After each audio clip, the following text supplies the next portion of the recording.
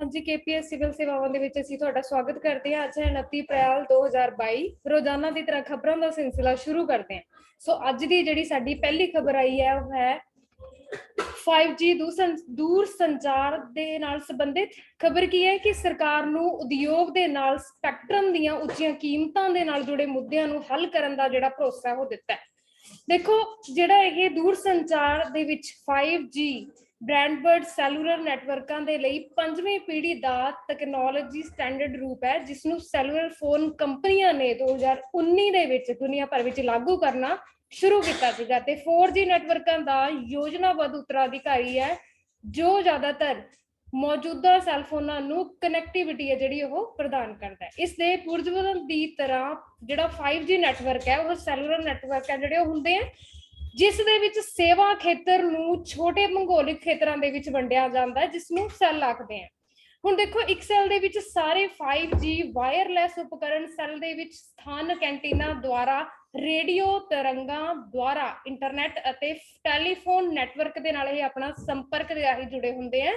नवे नैटवर्कों दे विच अपने पूर्वजां नालों वधेरे बैंडविड्थ है जो कि उच्च डाउनलोड स्पीड है जिहड़ी ओह सानूं प्रदान करता है। आखिरकार 10 गीगा बिट प्रति सैकेंड दी ओहदे तक ये जिहड़ा है पहुंच जाता है गति दे नाल पहुंच जिहड़ा सकदा है या पहुंच जाता है। 5G मौजूदा नैटवर्कों नालों तेज होने तो अलावा जिहड़ा ये वधेरे वख-वख डिवाइसां नूं भी जिहड़ा ओह इक्को समय कनैक्ट जिहड़ा ओह कर सकदा है जिस दे नाल भीड़ भड़के वाले खेतरां दे विच जिहड़ी इंटरनेट सुविधा है इंटरनेट सेवावां की जिहड़ी गुणवत्ता है उहदे विच सुधार है हुंदा है। देखो इस दे नाल की है कि उम्मीद की जाती है कि नैटवर्कों नूं लैपटॉपां अते डिस्कटॉप कंप्यूटरां दे लई आम नैटवर्क सेवावां जिहड़े हैगे प्रदातावां ISP दे तौर ते जिहड़ा है इन फ्यूचर दे विच वरतिया जावेगा। केवल इंटरनेट वर्गे मौजूदा IPS दे नाल ये मुकाबला करेगा। इंटरनेट ऑफ थिंग्स अते मशीन टू मशीन खेतरां दे नाल संबंधित जिहड़ियां नवीं एप्लीकेशन है उन्हां नूं भी संभव बनाउण दा योग यतन करेगा। हुण देखो इकल्ले 4G दी इत्थे गल करदे हां तां समर्था वाले सैलफोन नवे नैटवर्कों की वरतों करन दे योग नहीं है जिस दे लई 5G जिहड़ा हैगा समर्थ वायरलैस डिवाइसां दी जिहड़ी ओह लोड़ हुंदी है। सो इस तरह इसे खबर दे माध्यम दे राही जिहड़ा ये दूर संचार दा माध्यम यानी कि 5G है जिहड़ा इस नाल जुड़े मुद्दिआं नूं फ्यूचर दे विच भी जिहड़ा हल करन दा जिहड़ी समस्या उस दे नाल इसदा निपटारा जिहड़ा ओह कीता जावेगा। सो यह सीगी जिहड़ी अज दी साडी पहली खबर आई है। इसका कुछ वर्गीकरण है जिहड़ा इस प्रकार है रेडियो स्पैक्ट्रम का। सो रेडियो दे नाल किन्नी गुणवत्ता है किन्नी स्पीड है सो इसका जिहड़ा हैगा पूरा स्ट्रक्चर है और दसाया गया। GPS दे सैटेलाइट रेडियो के थ्रू केबल सिस्टम है जिहड़ा टीवी सैटेलाइट के थ्रू जिन्ने भी है मतलब सैलफोन के राही भी अगर इसकी स्पीड मापी जाए तो इस तरह होगी। सो इसका वेरवा जिहड़ा कुछ इस प्रकार है।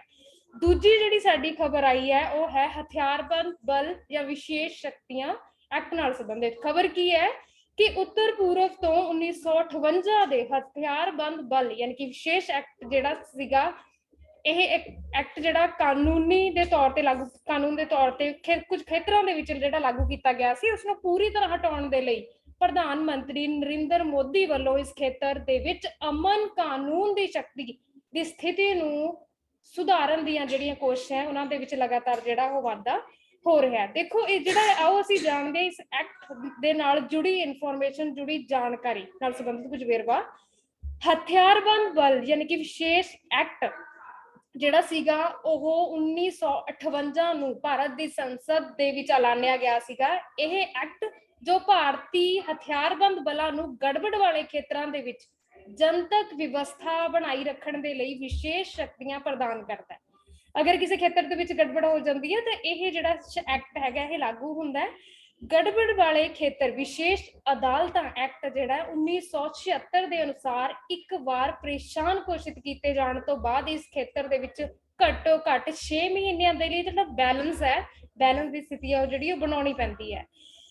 अजिहा ही एक कानून है जिहड़ा ओह 11 सितंबर नूं पास किया गया सीगा जो नागा दी पहाड़ियां ते लागू होया सी। उदों की सीगा यह असम का ही हिस्सा सीगा। एक अगले कुछ दहाकियां दे विच यह एक करके ਭਾਰਤ ਦੇ ਉੱਤਰ ਪੂਰਬ ਦੇ ਹੋਰ 7 ਸਿਸਟਰ ਰਾਜਾਂ ਦੇ ਵਿੱਚ, ਭਾਵ ਕਿ ਨਾਲ ਲੱਗਦੇ ਰਾਜਾਂ ਦੇ ਵਿੱਚ ਜਿਹੜਾ ਉਹ ਫੈਲ ਗਿਆ ਸੀ।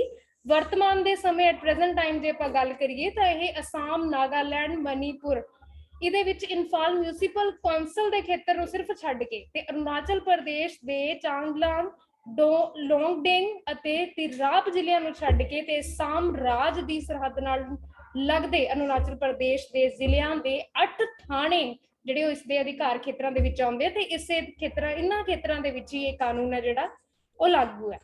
ਦੇਖੋ, ਭਾਰਤ ਦੇ ਸੰਵਿਧਾਨ ਵਿਚਲੀਆਂ ਜਿਹੜੀਆਂ ਧਾਰਨਾਵਾਂ ਇਹਨਾਂ ਦੀ ਗੱਲ ਕਰਦੇ ਆ, ਜਿਨ੍ਹਾਂ ਦੇ ਕਰਕੇ ਜਾਂ ਕੁਝ ਵਧੇਰੇ ਕਾਰਨਾਂ ਕਰਕੇ ਜਿਹੜੇ ਰਾਜ ਸਰਕਾਰਾਂ ਨੂੰ ਐਮਰਜੈਂਸੀ ਦੀ ਸਥਿਤੀ ਅਗਰ ਹੋ ਜਾਂਦੀ ਹੈ ਤਾਂ ਕੁਝ ਅਧਿਕਾਰ ਕਰਨ ਦਾ ਜਿਹੜਾ ਉਹਨਾਂ ਨੂੰ ਹੱਕ ਹੈ, ਅਧਿਕਾਰ ਹੈ, ਉਹ ਕਿਹੜੇ ਮੁੱਦਿਆਂ ਤੇ। ਹੁਣ ਦੇਖੋ, ਅਗਰ ਸਥਾਨਕ ਮੁੱਦਿਆਂ ਨਾਲ ਨਿਪਟਣ ਦੇ ਵਿੱਚ ਜਿਹੜਾ ਪ੍ਰਸ਼ਾਸਨ ਹੈ ਜਾਂ ਸਥਾਨਕ ਪੁਲਿਸ ਦੀ ਜਿਹੜੀ ਅਸਫਲਤਾ ਕਿਤੇ ਰਹਿ ਜਾਂਦੀ ਹੈ ਤਾਂ ਉੱਥੇ ਜਿਹੜਾ ਇਹ ਲਾਗੂ ਹੋ ਸਕਦਾ ਹੈ।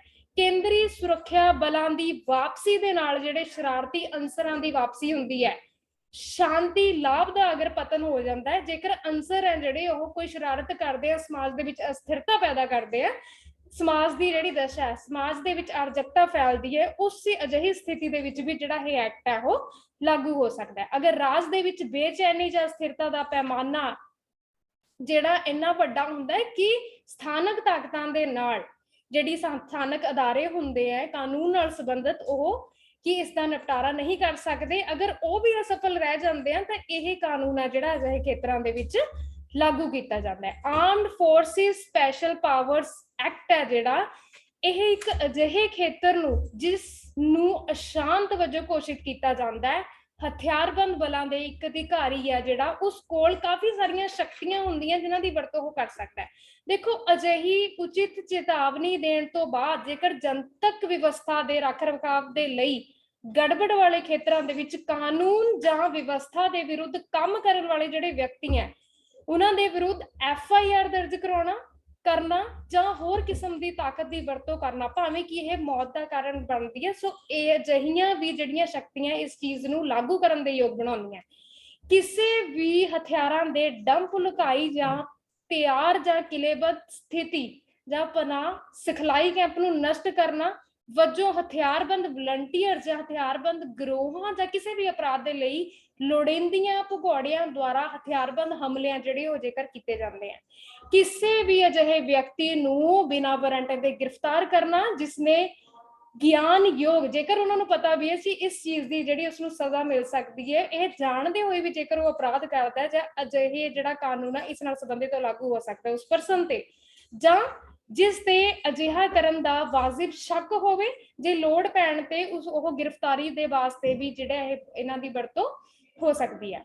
ਦੇਖੋ, ਅਜਿਹੀਆਂ ਗ੍ਰਿਫਤਾਰੀਆਂ ਕਰਨ ਦੇ ਲਈ ਕਿਸੇ ਵੀ ਆਧਾਰ ਵਿੱਚ ਦਾਖਲ ਹੋਣਾ ਤੇ ਉਸਦੀ ਤਲਾਸ਼ੀ ਲੈਣਾ, ਜਾਂ ਕਿਸੇ ਵੀ ਵਿਅਕਤੀ ਨੂੰ ਗਲਤ ਢੰਗ ਦੇ ਨਾਲ ਰੋਕੇ ਗਏ ਜਾਂ ਕਿਸੇ ਹਥਿਆਰ, ਗੋਲਾ ਬਾਰੂਦ ਜਾਂ ਵਿਸਫੋਟਕ ਪਦਾਰਥਾਂ ਨੂੰ ਬਰਾਮਦ ਕਰਨਾ ਤੇ ਉਸਨੂੰ ਜ਼ਬਤ ਕਰਨਾ, ਕਿਸੇ ਵੀ ਅਜਿਹੇ ਵਾਹਨ ਜਾਂ ਸਮੁੰਦਰੀ ਜਹਾਜ਼ ਨੂੰ ਰੋਕਣਾ ਤੇ ਉਸਦੀ ਤਲਾਸ਼ੀ ਲੈਣਾ ਜਿਸ ਤੇ ਅਜਿਹੇ ਵਿਅਕਤੀ ਜਾਂ ਹਥਿਆਰ ਹੋਣ ਦਾ ਵਾਜਿਬ ਸ਼ੱਕ ਉਸ ਵਿਅਕਤੀ ਤੇ ਹੋਵੇ।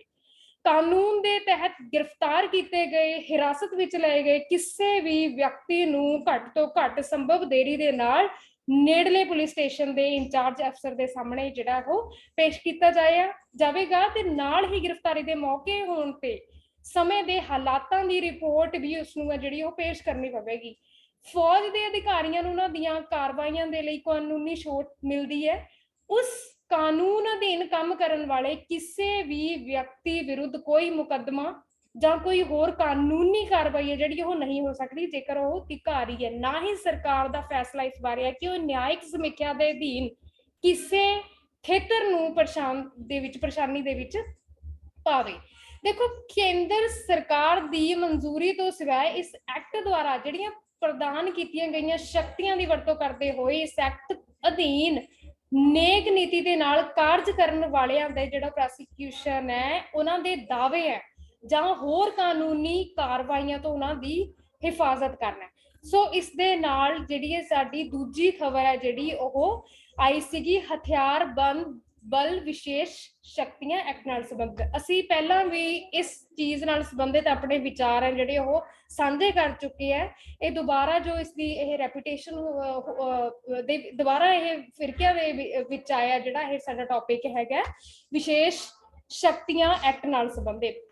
ਆਓ ਜੀ ਰੁਕ ਕਰਦੇ ਆ ਸਾਡੀ ਤੀਜੀ ਖਬਰ ਦੇ ਨਾਲ। ਸੋ ਇਹ ਸੀਗਾ ਕੁਝ ਇਸ ਚੀਜ਼ ਦਾ ਇਹ ਵਰਗੀਕਰਨ ਹੈਗਾ ਆਰਮਡ यानी कि status of armed force special powers act AFSPA ਨਾਲ ਸੰਬੰਧਿਤ। ਤੀਜੀ ਜਿਹੜੀ ਸਾਡੇ ਕੋਲ ਖਬਰ ਆਈ ਹੈ ਉਹ ਹੈ ਕਿਰਤ ਅਤੇ ਰੁਜ਼ਗਾਰ ਮੰਤਰਾਲੇ ਦੀ ਤੀਜੀ ਤਿਮਾਹੀ ਰੁਜ਼ਗਾਰ ਸਰਵੇਖਣ। ਹੁਣ ਜਿਹੜੀ ਇਹ ਰਿਪੋਰਟ ਹੈ ਇਸ ਦੇ ਵਿੱਚ ਕੀ ਜਿਹੜੇ ਖੁਲਾਸੇ ਹੋਏ ਆ ਜਾਂ ਕਿਸ ਉਦੇਸ਼ ਦੇ ਨਾਲ ਕੀ ਇਸ ਦੇ ਵਿੱਚ ਪ੍ਰਾਪਤ ਕੀਤਾ ਹੈ।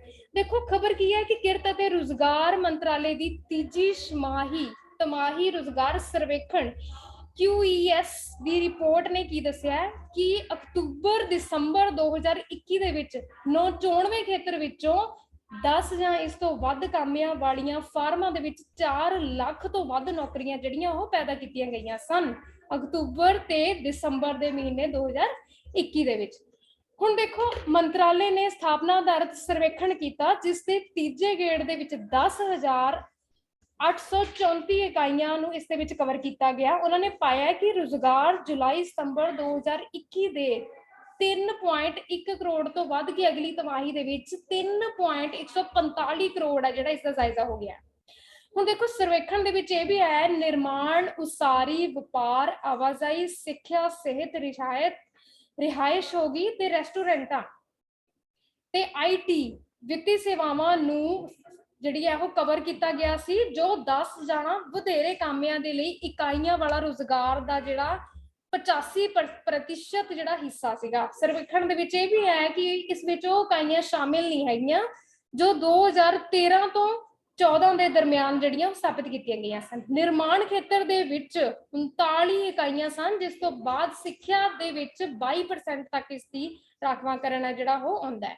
ਕੁੱਲ ਮਿਲਾ ਕੇ 23.55 ਯੂਨਿਟਾਂ ਨੇ ਕਾਮਿਆਂ ਨੂੰ ਨੌਕਰੀ ਤੇ ਸਿਖਲਾਈ ਪ੍ਰਦਾਨ ਕੀਤੀ ਸੀ ਜਦਕਿ ਸਿਹਤ ਖੇਤਰ ਦੀਆਂ ਇਕਾਈਆਂ 34.87 ਵਾਸਤੇ ਇਹ ਸੰਖਿਆ ਜਿਹੜੀ ਉਹ ਵਧੇਰੇ ਸੀਗੀ। ਇਸ ਦੇ ਨਾਲ ਹੀ 9 ਖੇਤਰਾਂ ਦੇ ਵਿੱਚ 1.85 ਲੱਖ ਅਸਾਮੀਆਂ ਦੀ ਰਿਪੋਰਟ ਹੈ ਜਿਹੜੀ ਉਸਦਾ ਜਾਇਜ਼ਾ ਲਿਆ ਗਿਆ ਹੈ ਜਿਸ ਦੇ ਵਿੱਚ ਨਿਰਮਾਣ ਨਾਲ ਸੰਬੰਧਿਤ 81,846 ਸਿਹਤ ਦੇ ਨਾਲ ਰਿਲੇਟਡ ਸੀਗੀਆਂ ਸੰਬੰਧਿਤ ਸੀਗੀਆਂ ਜਿਸ ਦੇ ਵਿੱਚ 47,076 ਤੇ ਸਿੱਖਿਆ ਦੇ ਵਿੱਚ 39,014 ਅਸਾਮੀਆਂ ਹੈਗੀਆਂ। ਹੁਣ ਦੇਖੋ ਇਸ ਦੇ ਨਾਲ ਰਿਪੋਰਟ ਦੇ ਵਿੱਚ ਇਹ ਵੀ ਕਿਹਾ ਗਿਆ ਹੈ ਕਿ 86.5% ਜਿਹੜੀਆਂ ਅਸਾਮੀਆਂ ਉਹਨਾਂ ਨੂੰ ਭਰਨ ਦੀ ਇਹ ਪ੍ਰਕਿਰਿਆ ਦੇ ਵਿੱਚ ਸੀਗਾ ਬਟ ਲਗਭਗ 4% ਜਿਹੜੀਆਂ ਅਸਾਮੀਆਂ ਉਹ ਲੋੜੀਂਦੇ ਹੁਨਰਮੰਦ ਕਾਮਿਆਂ ਦੀ ਉਪਲਬਧਤਾ ਨਾ ਹੋਣ ਕਾਰਨ ਜਿਹੜਾ ਉਹ ਖਾਲੀ ਰਹਿ ਗਈਆਂ ਸੀਗੀਆਂ ਬਾਕੀ ਰਹਿ ਗਈਆਂ ਸੀਗੀਆਂ। ਦੇਖੋ QES ਦੇ ਤੀਜੇ ਗੇੜ ਦੀ ਰਿਪੋਰਟ ਨੇ ਸੰਗਠਿਤ ਖੇਤਰ ਵਿੱਚ ਰੁਜ਼ਗਾਰ ਵਿੱਚ ਹੋ ਰਹੇ ਵਾਧੇ ਦੇ ਰੁਝਾਨ ਨੂੰ ਦਰਸਾਇਆ ਸੀਗਾ। ਸੋ ਇਹ ਸੀਗੀ ਸਾਡੀ ਇਸ ਰਿਪੋਰਟ ਬਾਰੇ ਕਿਰਤ ਅਤੇ ਰੁਜ਼ਗਾਰ ਮੰਤਰਾਲੇ ਦੀ ਤੀਜੀ ਤਿਮਾਹੀ ਰੁਜ਼ਗਾਰ ਸਰਵੇਖਣ ਨਾਲ ਸੰਬੰਧਿਤ। ਆਓ ਅਸੀਂ ਜਾਣਦੇ ਹਾਂ ਜੀ ਚੌਥੀ ਖਬਰ ਬਾਰੇ। ਹੁਣ ਚੌਥੀ ਖਬਰ ਕੀ ਆਈ ਕਿ ਭਾਰਤੀ ਸੰਵਿਧਾਨ ਦੀ 8ਵੀਂ ਅਨੁਸੂਚੀ ਨਾਲ ਸੰਬੰਧਿਤ ਖਬਰ ਕੀ ਹੈ ਕਿ ਨੈਸ਼ਨਲ ਕਾਨਫਰੰਸ ਦੇ ਉਪ ਪ੍ਰਧਾਨ ਉਮਰ ਅਬਦੁੱਲਾ ਨੇ ਵੀਰਵਾਰ ਨੂੰ ਕਿਹਾ ਹੈ ਕਿ ਭਾਰਤ ਇੱਕ ਰਾਸ਼ਟਰੀ ਭਾਸ਼ਾ ਹੋਣ ਦੇ ਲਈ ਬਹੁਤ ਵਿਭਿੰਨਤਾ ਵਾਲਾ ਦੇਸ਼ ਹੈ। ਭਾਰਤ ਦੇ ਸੰਵਿਧਾਨ ਦੀ 8ਵੀਂ ਅਨੁਸੂਚੀ ਵਿੱਚ ਭਾਰਤ ਗਣਰਾਜ ਦੀਆਂ ਸਰਕਾਰੀ ਭਾਸ਼ਾਵਾਂ ਦੀ ਸੂਚੀ ਹੈ ਜਿਹੜੀ ਉਹ ਸ਼ਾਮਿਲ ਹੈ ਦਿੱਤੀ ਗਈ ਹੈ। ਜਿਸ ਸਮੇਂ ਸੰਵਿਧਾਨ ਲਾਗੂ ਕੀਤਾ ਗਿਆ ਸੀ ਉਸ ਸਮੇਂ ਇਸ ਸੂਚੀ ਵਿੱਚ ਸ਼ਾਮਿਲ ਕਰਨ ਦਾ ਮਤਲਬ ਇਹ ਸੀਗਾ ਇਸ ਨੂੰ ਕਿ ਭਾਸ਼ਾ ਸਰਕਾਰੀ ਭਾਸ਼ਾਵਾਂ ਕਮਿਸ਼ਨ ਦੇ ਵਿੱਚ ਪ੍ਰਤੀਨਿਧਤਾ ਦੀ ਹੱਕਦਾਰ ਸੀਗੀ ਤੇ ਇਹ ਭਾਸ਼ਾ ਉਹਨਾਂ ਆਧਾਰਾਂ ਦੇ ਵਿੱਚੋਂ ਇੱਕ ਹੋਵੇਗੀ ਜਿਨ੍ਹਾਂ ਨੂੰ ਯੂਨੀਅਨ ਦੀਆਂ ਸਰਕਾਰੀ ਭਾਸ਼ਾਵਾਂ ਹਿੰਦੀ ਅਤੇ ਅੰਗਰੇਜ਼ੀ ਨੂੰ ਅਮੀਰ ਬਣਾਉਣ ਦੇ ਲਈ ਉਲੀਕਿਆ ਜਾਵੇਗਾ।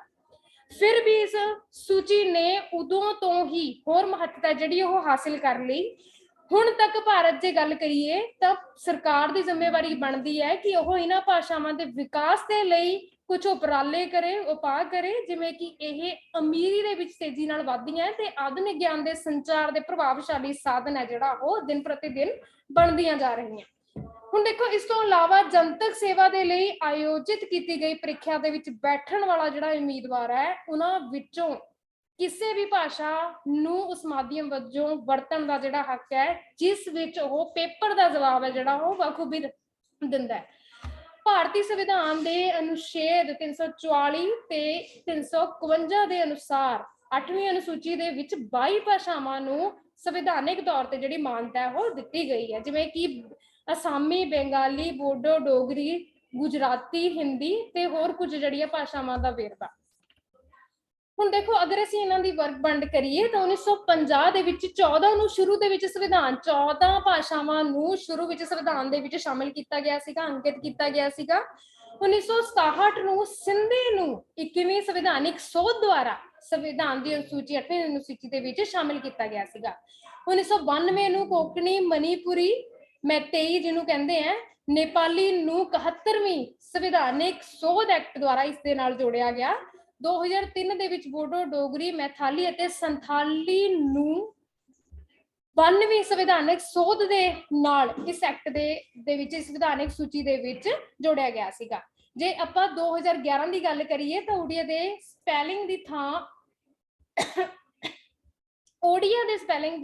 ਉੜੀਆ ਨੂੰ ਸੰਵਿਧਾਨਿਕ ਸੋਧ ਦੀ 96ਵੀਂ ਜਿਹੜੀ ਹੈ ਉਹ ਇਸ ਸੋਧ ਦੇ ਨਾਲ ਇਸ ਦਾ ਕੁਝ ਸਪੈਲਿੰਗ ਦੇ ਨਾਲ ਰਿਲੇਟਡ ਜਿਹੜਾ ਵੇਰਵਾ ਉਹ ਬਦਲ ਦਿੱਤਾ ਗਿਆ ਸੀਗਾ। ਹੁਣ ਸੋ ਇਹ ਸੀਗੀ ਸਾਡੀ ਅੱਜ ਦੀ ਜਿਹੜੀ ਚੌਥੀ ਖਬਰ ਸੀਗੀ, ਉਹ ਭਾਰਤੀ ਸੰਵਿਧਾਨ ਦੀ 8ਵੀਂ ਅਨੁਸੂਚੀ ਯਾਨੀ ਕਿ ਭਾਸ਼ਾਵਾਂ ਨਾਲ ਸੰਬੰਧਿਤ ਸੂਚਨਾ ਬਾਰੇ। ਆਓ ਜੀ ਰੁਕ ਕਰਦੇ ਹਾਂ 5ਵੀਂ ਖਬਰ ਵੱਲ, ਉਹ ਹੈ ਵਿਸ਼ਵ ਗੋਲਡ ਕੌਂਸਲ ਨਾਲ ਸੰਬੰਧਿਤ ਖਬਰ। ਕੀ ਹੈ ਕਿ ਭਾਰਤ ਦੀ ਸੋਨੇ ਦੀ ਮੰਗ ਇਸ ਸਾਲ ਦੇ ਪਹਿਲੇ 3 ਮਹੀਨਿਆਂ ਵਿੱਚ 18% ਤੋਂ ਘੱਟ ਰਹਿ ਕੇ 135.5 ਟਨ ਜਿਹੜੀ ਉਹ ਰਹਿ ਗਈ, ਜਿਸ ਦਾ ਮੁੱਖ ਕਾਰਨ ਕੀ ਹੈ ਕਿ ਵਿਸ਼ਵ ਗੋਲਡ ਕੌਂਸਲ ਦੇ ਅਨੁਸਾਰ ਕੀਮਤਾਂ ਦੇ ਵਿੱਚ ਤੇਜ਼ੀ ਦਾ ਵਾਧਾ ਹੋਇਆ।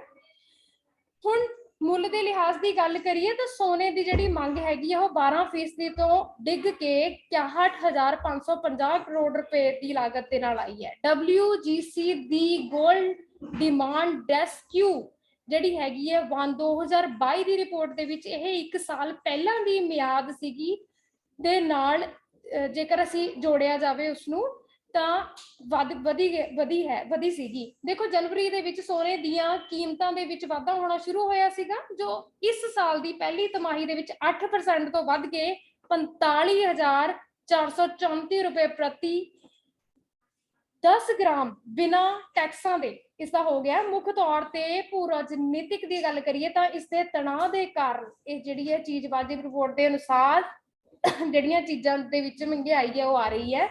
ਹੁਣ ਦੇਖੋ ਤਾਜ਼ਾ ਮਾਰਚ ਤਿਮਾਹੀ ਦੌਰਾਨ ਦੇਸ਼ ਵਿੱਚ ਗਹਿਣਿਆਂ ਦੀ ਜਿਹੜੀ ਕੁੱਲ ਮੰਗ ਹੈ ਉਹ 26% ਤੋਂ ਘਟ ਕੇ ਜਿਹੜੀ ਹੈਗੀ ਹੈ ਉਹ 53.2 ਟਨ ਤੇ ਰਹਿ ਗਈ ਹੈ। 21 ਦੀ ਗੱਲ ਕਰੀਏ ਤਾਂ 21 ਦੀ ਚੌਥੀ ਤਿਮਾਹੀ ਦੇ ਵਿੱਚ ਰਿਕਾਰਡ ਪੱਧਰ ਤੇ ਪਹੁੰਚਣ ਤੋਂ ਬਾਅਦ ਭਾਰਤ ਦੀ ਸੋਨੇ ਦੇ ਗਹਿਣਿਆਂ ਦੀ ਮੰਗ ਇਸ ਸਾਲ ਦੀ ਤਿਮਾਹੀ ਦੇ ਵਿੱਚ 26% ਤੋਂ ਘਟ ਕੇ 94 ਟਨ ਤੇ ਆ ਗਈ ਹੈ। 2010 ਦੀ ਗੱਲ ਕਰੀਏ ਤਾਂ ਮਹਾਮਾਰੀ ਦੇ ਸਮੇਂ ਨੂੰ ਛੱਡ ਕੇ ਇਹ ਸਿਰਫ ਤੀਜੀ ਵਾਰ ਸੀਗੀ ਜਦੋਂ ਪਹਿਲੀ ਤਿਮਾਹੀ ਦੀ ਕੁੱਲ ਜਿਹੜੀ ਗਿਣਤੀ ਤੇ ਜਾਇਜ਼ਾ ਲਾਇਆ ਜਾਵੇ ਤਾਂ 100 ਟਨ ਤੋਂ ਹੇਠਾਂ ਰਹੀ ਸੀਗੀ। ਇਹ ਵਿਸ਼ਵ ਗੋਲਡ ਕੌਂਸਲ ਹੈ ਜਿਹੜਾ ਇਹ ਸੋਨੇ ਦੇ ਉਦਯੋਗਾਂ ਦੇ ਲਈ ਮਾਰਕੀਟ ਵਿਕਾਸ ਸੰਸਥਾ ਹੈ। ਇਹ ਉਦਯੋਗ ਦੇ ਸਾਰੇ ਹਿੱਸਿਆਂ ਦੇ ਵਿੱਚ ਕੰਮ ਕਰਦਾ ਹੈ, ਸੋਨੇ ਦੀ ਖੁਦਾਈ ਤੋਂ ਲੈ ਕੇ ਨਿਵੇਸ਼ ਤੱਕ। ਤੇ ਉਸਨਾਂ ਦਾ ਉਦੇਸ਼ ਕੀ ਹੁੰਦਾ ਕਿ ਸੋਨੇ ਦੀ ਮੰਗ ਨੂੰ ਉਤਸ਼ਾਹਿਤ ਕਰਨਾ ਮਾਰਕੀਟ ਦੇ ਵਿੱਚ ਤੇ ਇਸ ਦੀ ਵਿਵਸਥਾ ਨੂੰ ਬਣਾਈ ਰੱਖਣਾ। ਉਹ ਅਕਸਰ ਖੋਜ ਪ੍ਰਕਰਸ਼ਿਤ ਕਰਦੇ ਆ ਤਾਂ ਜੋ ਨਿਵੇਸ਼ਕਾਂ ਅਤੇ ਦੇਸ਼ਾਂ ਦੋਵਾਂ ਦੇ ਲਈ ਦੌਲਤ ਦੇ ਰੱਖਿਅਕ ਵਜੋਂ ਸੋਨੇ ਦੀ ਤਾਕਤ ਨੂੰ ਦਰਸਾਉਂਦੀ ਹੈ। ਉਹ ਉਦਯੋਗ ਦਾ ਵਿਸ਼ਲੇਸ਼ਣ ਵੀ ਪ੍ਰਦਾਨ ਕਰਦੇ ਹਨ ਜੋ ਸੋਨੇ ਦੀ ਮੰਗ ਦੇ ਚਾਲਕਾਂ ਬਾਰੇ ਸੂਝ-ਬੂਝ ਦੀ ਪੇਸ਼ਕਾਰੀ ਵੀ ਕਰਦੇ ਹਨ। ਦੇਖੋ ਵਰਲਡ ਗੋਲਡ ਕੌਂਸਲ ਇੱਕ ਐਸੋਸੀਏਸ਼ਨ ਹੈ ਜਿਸ ਦੇ ਮੈਂਬਰਾਂ ਦੇ ਵਿੱਚ ਵਿਸ਼ਵ ਦੀਆਂ ਪ੍ਰਮੁੱਖ ਸੋਨੇ ਦੀਆਂ ਖੁਦਾਈਆਂ ਕਰਨ ਵਾਲੀਆਂ ਕੰਪਨੀਆਂ ਜਿਹੜੀਆਂ ਉਹ ਸ਼ਾਮਿਲ ਹੁੰਦੀਆਂ। ਇਹ ਆਪਣੇ ਮੈਂਬਰਾਂ ਨੂੰ ਇੱਕ ਜ਼ਿੰਮੇਵਾਰ ਤਰੀਕੇ ਦੇ ਨਾਲ ਖਾਣ ਦੇ ਲਈ ਸਹਾਇਤਾ ਦੇ ਵਿੱਚ ਜਿਹੜੀ ਉਹ ਮਦਦ ਕਰਦੇ ਆ ਤੇ ਟਕਰਾਅ ਮੁਕਤ ਗੋਲਡ ਸਟੈਂਡਰਡ ਨੂੰ ਵਿਕਸਿਤ ਕਰਦੇ ਆ। ਮੁੱਖ ਜਿਹੜਾ ਇਹ ਦਫ਼ਤਰ ਹੈਗਾ ਇਸ ਦਾ ਉਹ ਲੰਡਨ ਦੇ ਵਿੱਚ ਹੈਗਾ, ਯੂਨਾਈਟਿਡ ਕਿੰਗਡਮ ਦੇ ਵਿੱਚ ਹੈ ਉਹਨਾਂ ਦੇ ਦਫ਼ਤਰ ਭਾਰਤ, ਚੀਨ ਤੇ ਹੋਰ ਵੀ ਜਿਹੜੀਆਂ ਇਹਨਾਂ ਦੀਆਂ ਬ੍ਰਾਂਚੇਸ ਹੈਗੀਆਂ ਉਹ ਭਾਰਤ, ਚੀਨ, ਸਿੰਗਾਪੁਰ ਅਤੇ ਸੰਯੁਕਤ ਰਾਜ ਅਮਰੀਕਾ ਦੇ ਵਿੱਚ ਸਥਿਤ ਹੈ। ਸੋ ਇਹ ਸੀਗੀ ਅੱਜ ਦੀ ਸਾਡੀ 5ਵੀਂ ਖਬਰ ਵਿਸ਼ਵ ਗੋਲਡ ਕੌਂਸਲ ਨਾਲ ਸੰਬੰਧਿਤ। ਆਓ ਅੱਜ ਕੁਝ ਜਾਣਦੇ ਹਾਂ, ਕੁਝ ਪ੍ਰਸ਼ਨਾਂ ਦਾ ਵੇਰਵਾ ਜਿਹੜੇ ਕਿ ਅਸੀਂ ਖਬਰਾਂ ਦੀ ਅਨੁਸੂਚੀ ਜਿਹੜੀ ਪੜ੍ਹ ਕੇ ਹਟੇ ਆ। ਸੋ ਪਹਿਲਾ ਜਿਹੜਾ ਸੀਗਾ ਸਾਡਾ 5G ਨਾਲ ਸੰਬੰਧਿਤ ਸਾਡੀ ਜਿਹੜੀ ਉਹ ਖਬਰ ਆਈ ਸੀਗੀ। क्वेश्चन की है, प्रश्न की है, वाईफाई केड़ी फ्रीक्वेंसी रेंज ते काम करदा। जदों ਅਸੀਂ ਪੜਿਆ ਸੀਗਾ ਤਾਂ ਇਸ ਦਾ ਜਿਹੜਾ ਸਹੀ ਉੱਤਰ ਹੈਗਾ ਉਹ ਸਾਡੇ ਕੋਲ C ਹੋਵੇਗਾ। ਹੁਣ ਦੇਖੋ ਦੂਜਾ, ਜੇਕਰ ਅਸੀਂ ਦੇਖੀਏ ਦੂਜਾ ਕੁਐਸਚਨ ਤੇ ਜਾਈਏ ਤਾਂ ਪੂਰੇ ਰਾਜ ਦੇ ਵਿੱਚ ਕੇਂਦਰ ਸ਼ਾਸਿਤ ਪ੍ਰਦੇਸ਼ਾਂ ਵਿੱਚ ਆਰਮਡ ਫੋਰਸ ਬਾਰੇ ਅਸੀਂ ਪੜਿਆ ਸੀਗਾ, ਸਪੈਸ਼ਲ ਪਾਵਰਸ ਐਕਟ ਬਾਰੇ ਅਸੀਂ ਪੜਿਆ ਸੀਗਾ। ਉਹ ਅਜੇ ਵੀ ਕਿਹਨਾਂ ਸਟੇਟਸ ਦੇ ਵਿੱਚ ਲਾਗੂ ਹੈਗਾ, ਜੰਮੂ ਕਸ਼ਮੀਰ ਤੋਂ ਤੇ ਅਸਾਮ। ਸੋ ਜਿਹੜੀ ਹੈਗੀ ਹੈ ਇਸ ਦੇ ਵਿੱਚ ਇਸ ਦੇ ਤਹਿਤ ਅਸੀਂ ਜਿਹੜਾ ਜਾਵਾਂਗੇ ਉਹ ਸਾਡੇ ਵਿਕਲਪ ਇਹਦੇ ਨਾਲ ਸੰਬੰਧਿਤ ਜਿਹੜੀ ਇਨਫੋਰਮੇਸ਼ਨ ਹੈ ਜਦੋਂ ਅਸੀਂ ਪੜਿਆ ਸੀਗਾ ਸਾਨੂੰ ਮਿਲੀ ਸੀ। ਸੋ ਇਹ ਵਿਕਲਪ ਹੈ ਜਿਹੜਾ ਇੱਥੇ ਸਾਡਾ ਸਹੀ ਹੋਏਗਾ। ਦੇਖੋ ਆਓ ਜੀ ਰੁਕ ਕਰਦੇ ਤੀਜੇ ਕੁਐਸਚਨ ਵੱਲ। ਇਹਨਾਂ ਵਿੱਚੋਂ ਕਿਹੜੀ ਭਾਸ਼ਾ ਭਾਰਤੀ ਸੰਵਿਧਾਨ ਦੀ 8ਵੀਂ ਅਨੁਸੂਚੀ ਦਾ ਹਿੱਸਾ ਨਹੀਂ ਹੈ। ਜਦੋਂ ਅਸੀਂ ਤੀਜੀ ਖਬਰ ਹੈ ਜਿਹੜੀ ਉਹ ਸੰਵਿਧਾਨ ਦੀ ਅਨੁਸੂਚੀ ਬਾਰੇ ਪੜਿਆ ਸੀਗਾ ਤਾਂ ਅਸੀਂ ਦੇਖਿਆ ਸੀ ਕਿ 22 ਭਾਸ਼ਾਵਾਂ ਜਿਹੜੀਆਂ ਉਹ ਅੰਕਿਤ ਕੀਤੀਆਂ ਗਈਆਂ ਸਨ ਸੰਵਿਧਾਨ ਦੇ ਵਿੱਚ। ਹੁਣ ਇੱਥੇ ਦੇਖੋ ਬੋਡੋ, ਉੜੀਆ, ਅੰਗਰੇਜ਼ੀ ਤੇ ਸੰਥਾਲੀ ਦਾ ਜ਼ਿਕਰ ਹੈ ਜਿਹੜਾ ਉਹ ਸਾਨੂੰ ਕੁਐਸਚਨ ਦੇ ਵਿੱਚ ਪੁੱਛਿਆ ਗਿਆ। ਸੋ ਇੰਗਲਿਸ਼ ਬਾਰੇ ਅਸੀਂ ਜਿਹੜਾ ਉਹ ਇਸ ਨਾਲ ਸੰਬੰਧਿਤ ਸਾਨੂੰ ਵੇਰਵਾ ਜਿਹੜਾ ਉਹ ਕੁਝ ਪ੍ਰਾਪਤ ਨਹੀਂ ਹੁੰਦਾ। ਇਸ ਤੋਂ ਇਲਾਵਾ ਸਾਡੇ ਕੋਲ ਜਿਹੜੀਆਂ ਬਾਕੀ ਦੀਆਂ ਭਾਸ਼ਾਵਾਂ ਹੈਗੀਆਂ, ਬੋਡੋ ਹੈ, ਸੰਥਾਲੀ ਹੈ, ਜਿੰਨੀਆਂ ਵੀ ਹੈਗੀਆਂ, ਡੋਗਰੀ ਹੈ, ਇਹਨਾਂ ਨਾਲ ਸੰਬੰਧਿਤ ਸਾਨੂੰ ਇਨਫੋਰਮੇਸ਼ਨ ਹੈ ਜਿਹੜੀ ਉਹ ਮਿਲਦੀ ਹੈ। ਸੋ ਇਸ ਕਰਕੇ ਜਿਹੜਾ ਸਾਡਾ ਇਸ ਨਾਲ ਸੰਬੰਧਿਤ ਜਿਹੜਾ ਹਿੱਸਾ ਨਹੀਂ ਹੈ, ਸੋ ਸਾਡਾ ਵਿਕਲਪ ਜਿਹੜਾ ਸੀ ਹੈਗਾ ਉਹ ਸਾਡਾ ਸਹੀ ਉੱਤਰ ਹੋਏਗਾ। ਹੁਣ ਦੇਖੋ ਕਹਿੰਦੇ ਡੋਗਰੀ ਭਾਸ਼ਾ ਨੂੰ ਭਾਰਤੀ ਸੰਵਿਧਾਨ ਦੀ 8ਵੀਂ ਅਨੁਸੂਚੀ ਵਿੱਚ ਕਿਸ ਸੋਧ ਦੁਆਰਾ ਸ਼ਾਮਿਲ ਕੀਤਾ ਗਿਆ ਸੀ। ਜਦੋਂ ਅਸੀਂ ਪੜਿਆ ਸੀਗਾ ਤਾਂ ਉਦੋਂ ਸਾਡੇ ਕੋਲ ਕੁਝ ਸੰਨਾਂ ਦਾ ਜਿਹੜਾ ਸੀਗਾ ਈਅਰਸ ਦਾ ਵੇਰਵਾ ਸੀਗਾ ਤਾਂ ਉਹਦੇ ਵਿੱਚ ਅਸੀਂ ਪੜਿਆ ਸੀਗਾ ਕਿ 2003 ਦੇ ਵਿੱਚ, ਹੁਣ ਇੱਥੇ 92ਵੀਂ ਸੋਧ ਦਾ ਜ਼ਿਕਰ ਹੈਗਾ, ਡੋਗਰੀ ਨੂੰ ਡੋਗਰੀ ਦਾ ਜ਼ਿਕਰ ਹੈ, ਡੋਗਰੀ ਭਾਸ਼ਾ ਦਾ ਜਿਹੜਾ ਜ਼ਿਕਰ ਹੈਗਾ। ਸੋ 92ਵੀਂ ਸੋਧ ਮੈਥਾਲ, ਬੋਡੋ, ਡੋਗਰੀ, ਮੈਥਾਲੀ ਤੇ ਸੰਥਾਲੀ ਨੂੰ 92ਵੀਂ ਸੋਧ ਐਕਟ ਦੁਆਰਾ ਜਿਹੜਾ ਉਹ ਇਸ ਐਕਟ ਦੇ ਨਾਲ ਜਿਹੜੀ ਪ੍ਰਸਤਾਵਨਾ ਦੇ ਵਿੱਚ ਅਨੁਸੂਚੀ ਦੇ ਵਿੱਚ ਜੋੜਿਆ ਗਿਆ ਸੀ। ਸੋ ਇਸ ਦੇ ਨਾਲ ਇਸ ਦੇ ਚੱਲਦੇ ਆ ਸਾਡਾ ਜਿਹੜਾ ਇਸ ਦਾ ਵੀ ਜਿਹੜਾ 4th ਦਾ ਸਾਡੇ ਚੌਥੇ ਪ੍ਰਸ਼ਨ ਦਾ C ਵਿਕਲਪ ਹੈਗਾ, ਤੀਜਾ ਵਿਕਲਪ ਹੈ, ਸੋ ਉਹ ਸਹੀ ਹੋਏਗਾ। ਸੋ ਆਓ ਜੀ ਰੁਕ ਕਰਦੇ ਹਾਂ 5ਵੇਂ ਕੁਐਸਚਨ ਵੱਲ। ਸੋ 5ਵਾਂ ਕੁਐਸਚਨ ਸਾਡਾ ਇੱਥੇ ਬਣਦਾ ਹੈ ਵਰਲਡ ਗੋਲਡ ਕੌਂਸਲ ਦਾ ਹੈੱਡਕੁਆਰਟਰ ਹੈ ਜਿਹੜਾ ਉਹ ਕਿੱਥੇ ਸਥਿਤ ਹੈ। ਹੁਣ ਇੱਥੇ ਜਦੋਂ ਅਸੀਂ ਪੜਿਆ ਸੀਗਾ ਤਾਂ ਲਾਸਟ ਲਾਈਨ ਦੇ ਵਿੱਚ ਅਸੀਂ ਇਹੀ ਚੀਜ਼ ਦੇਖੋ ਸਾਡੇ ਕੋਲ ਕਿਹੜੇ ਵਿਕਲਪ ਆਏ ਆ। ਨਵੀਂ ਦਿੱਲੀ ਦੇ ਵਿੱਚ ਹੈ, ਵਾਸ਼ਿੰਗਟਨ ਦੇ ਵਿੱਚ ਹੈ, ਜੇਵਾਨਾ ਦੇ ਵਿੱਚ ਹੈ, ਜਾਂ ਜਨੇਵਾ ਦੇ ਵਿੱਚ ਹੈ, ਜਾਂ ਲੰਡਨ ਦੇ ਵਿੱਚ ਹੈ। ਹੁਣ ਇੱਥੇ ਅਸੀਂ ਜਦੋਂ ਖਬਰ ਪੜ੍ਹੀ ਸੀਗੀ ਉੱਥੇ ਅਸੀਂ ਜਦੋਂ ਇਹ ਕੌਂਸਲ ਬਾਰੇ ਪੜਿਆ ਸੀ ਅਸੀਂ ਪੜਿਆ ਸੀਗਾ ਕਿ ਇਸ ਦਾ ਮੁੱਖ ਦਫ਼ਤਰ ਹੈ ਜਿਹੜਾ ਉਹ ਲੰਡਨ ਦੇ ਵਿੱਚ ਹੈ, ਯੂਨਾਈਟਿਡ ਕਿੰਗਡਮ ਦੇ ਵਿੱਚ ਹੈ। ਸੋ ਇਸ ਕਰਕੇ ਜਿਹੜਾ ਸਾਡਾ ਸਹੀ ਵਿਕਲਪ, ਸਹੀ ਆਨਸਰ ਹੋਏਗਾ ਉਹ ਹੋਏਗਾ, ਅਸੀਂ ਚੱਲਾਂਗੇ ਸਾਡੇ ਵਿਕਲਪ ਡੀ ਦੇ ਨਾਲ, ਚੌਥੇ ਵਿਕਲਪ ਨਾਲ ਸੰਬੰਧਿਤ ਜਿਹੜਾ ਸਾਡਾ ਸਹੀ ਆਨਸਰ ਹੋਏਗਾ। ਸੋ ਇਹ ਸੀਗੀਆਂ ਸਾਡੀ ਅੱਜ ਦੀਆਂ ਖਬਰਾਂ ਦਾ ਸਿਲਸਿਲਾ। ਸੋ ਇਸ ਦੇ ਨਾਲ ਹੀ ਸਾਡਾ ਜਿਹੜਾ ਅੱਜ ਦਾ ਖਬਰਾਂ ਦਾ ਸਿਲਸਿਲਾ ਖਤਮ ਹੁੰਦਾ ਹੈ। ਧੰਨਵਾਦ।